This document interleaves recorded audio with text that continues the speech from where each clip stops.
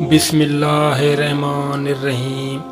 السلام علیکم ورحمۃ اللہ وبرکاتہ۔ آج کا ہمارا موضوع صرافۂ قدر۔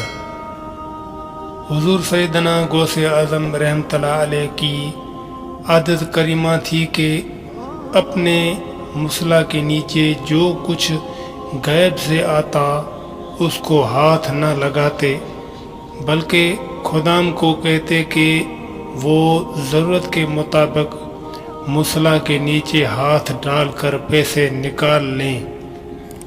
خلیفہ وقت نے آپ رحمۃ اللہ علیہ کی خدمت میں خلط فاخرہ بھیجی تو آپ رحمۃ اللہ علیہ نے خدام کو حکم دیا کہ اسے ابو الفتح چکی والے کو دے دو۔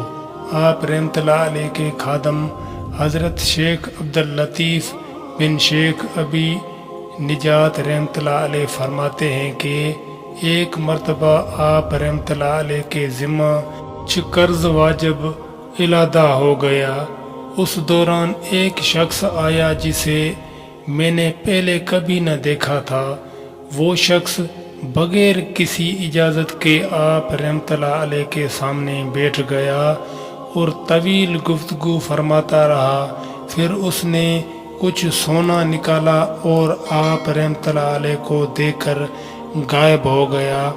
آپ رحمۃ اللہ علیہ نے مجھ سے فرمایا کہ اس سونے کو قرض خواہوں میں تقسیم فرما دو۔ میں نے آپ رحمۃ اللہ علیہ سے اس شخص کے متعلق دریافت کیا تو آپ رحمۃ اللہ علیہ نے فرمایا کہ یہ صرافۂ قدر تھا، اور صرافۂ قدر اللہ عز و جل کے وہ فرشتے ہیں جو اولیاء اللہ کی مدد کرتے ہیں۔